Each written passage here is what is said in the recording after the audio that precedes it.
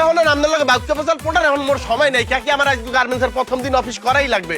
আপনি যদি এক বাপের বেডি হইয়ে থাকেন অফিসের পরে এনেই খারাইবেন, আপনার পিটাইতে পিটাইতে মুই পাগল বানিয়ে গেলাম, নইলে নিজে পাগল হইয়ে যাবো। হাই হাই দেখবি আরে যা। এই নুরু, এই বেটা, ঠিক আছে, সালাম দে তোর নতুন বস। এখন থেকে তুই তার আন্ডারে কাজ করবি, ঠিক আছে? যদি সে তোর নামে কোনো রিপোর্ট দেয় তাহলে কিন্তু চাকরি ফিনিশ। ম্যাডাম আজকে বেন্নি হলে আমি আপনার লগে যে বেয়াদবিটা করছি এর পিনে মোর 14 জেনারেশন এক ছোট আপনার অনুতপ্ত। মুই যদি এক ফির বলতে পারতাম যে আপনি মোর ভবিষ্যৎ বস হইবেন, তাহলে তো ওই যে বাড়িয়ে টাক লাগানো দূরের কথা, আমি আপনাকে নিরাপত্তার চাদর দিয়ে ডাকিয়ে রাখতাম। এখন আপনি যদি মোরে মাফটা করেন তাহলে তো আমার চাকরি করা হইবে না, আমার আত্মহতি দেওয়া লাগবে। এখন মুই কোনটা হরমু? আত্মহতি মনে হয় ছেড়ে হইছে, নিজের ভুল বুঝতে পারছো তো, হ্যাপি হইবে। এখন মনোযোগ দিয়ে কাজ কর। জি জি।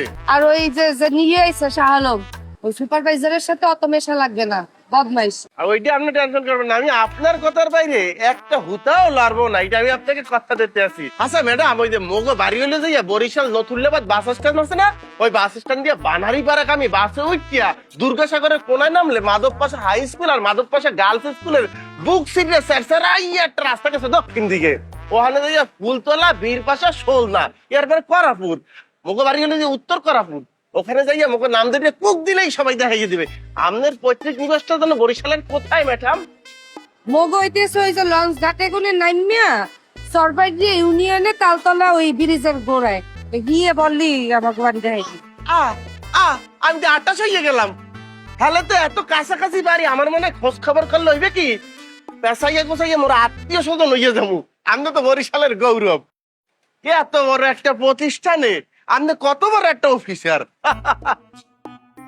হইছে, এতদিকে মনোযোগ না দিয়ে কাম কাজ ঠিক মতো কর, বাজে কোনো অভ্যাস আছে?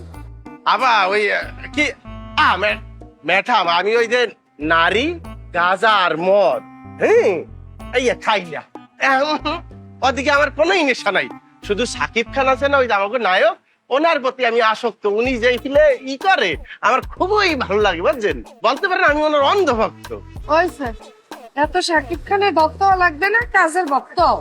কাজের ভক্ত হইলে কাজ একদম দেখবা দূরে নিয়ে গেছে। মানে দিল জি ভিতরে সুতো আছে, এই সুতোগুলো কাটতে কেটে ভালো লাগে।